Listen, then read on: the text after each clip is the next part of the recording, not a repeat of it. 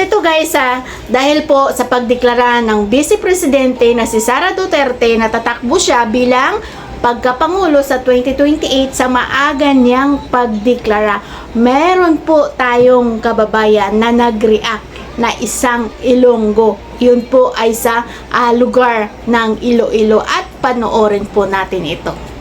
Naton sa karon si Ma'am Leia nga isa ka housewife kag residente sa Mohon Arevalo para sa eleksyon kung magpadalagan si Vice President Sara Duterte as presidente sa 2028. Ma'am, ano imong reaksyon diri, pabor bala ikaw nga magpapili ang Vice Presidente as presidente?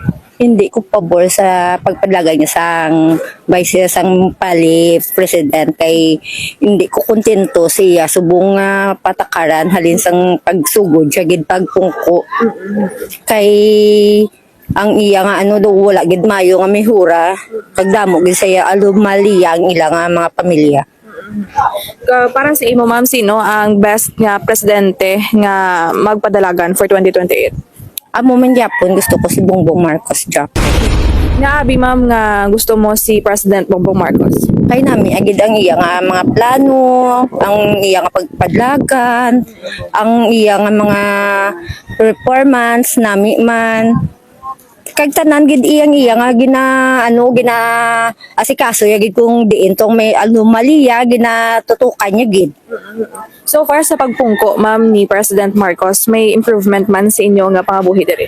Oo nami gid ya nabatyagan gid namon nga okay ang pag ya sang pagpungko ya tawhay kay ang tanan ginatutukan niya gid kung ano ang mga problema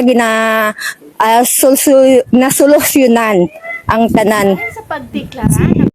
So yun kung naintindihan nyo po yun. So ayon po dito sa na-interview na isang news po diyon sa Iloilo, ang sabi po kung ano po ang masasabi niya nga sa pagdeklara ni Vice President Sara. So ang sagot niya, hindi niya gusto ang pagdeklara ng Vice President, and even before simula nang umupo si Vice President Sara Duterte, dahil sabi nga po niya ay wala man lang miura, ibig sabihin walang nakikita na may ginawang action or may ginawa para sa bansa at para sa ikabubuti ng bansa, no? So yun nga, at ayon din po dito na tinanong siya kung sino talaga ang gusto niya bilang maging presidente sa next election, at ang sagot niya, boom, no other than si President Bongbong Marcos Biden. And why?